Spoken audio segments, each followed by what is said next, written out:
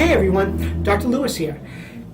It's been a few weeks since my last video, and what I'd like to do today is talk about opioids. I know this has been a hot topic in the news and it's ongoing, but the reason I'm going to talk about it is because I've had a few patients in the past few weeks that have had either relatives or themselves have issues with them. So what are opioids? Opioids are drugs formulated to replicate the pain-reducing properties of opium. They include both legal painkillers such as morphine, Percocet, Vicodin. These are prescribed by doctors for acute or chronic pain, as well as illegal drugs such as heroin or illicitly made fentanyl. The word opioid is derived from opium. The number of opioid prescriptions dispensed by doctors has steadily increased from about 112 million in 1992 to a peak of about 282 million in 2012. This is from IMS Health. The number of prescriptions since then has fallen to about 236 million in 2016. So let's start from the beginning. In the late 1990s, pharmaceutical companies reassured the medical community that patients would not become addicted to prescription opioid pain relievers. And healthcare providers started to prescribe them at much greater rates.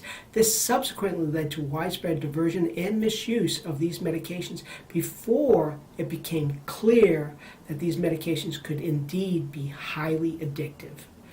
Opioid overdose started to gradually and then just ramp up in reference to becoming issues for overdose.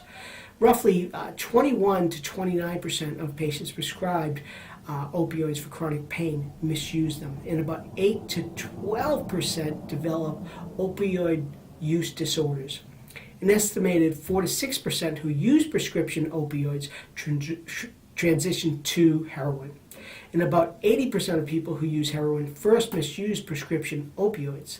Dependence is often coupled with tolerance. This basically means that opioid users need to take increasingly larger doses of the medication for the same effect.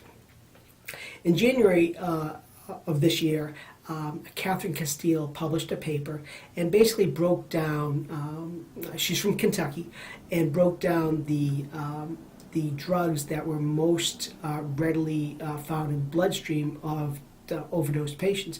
And they basically found that drugs such as morphine, fentanyl, gabapentin, marijuana, codeine, and oxycodone were all drugs with extremely high percentages. But the reason I'm going to talk about this is she broke it down to what states had the highest incidence of death rates.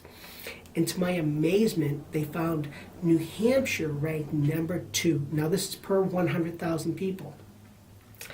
And the other New England states, such as Massachusetts, Rhode Island, Maine, and Connecticut, ranked 6 through 9.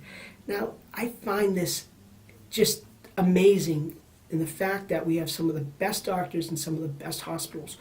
Why is this a problem?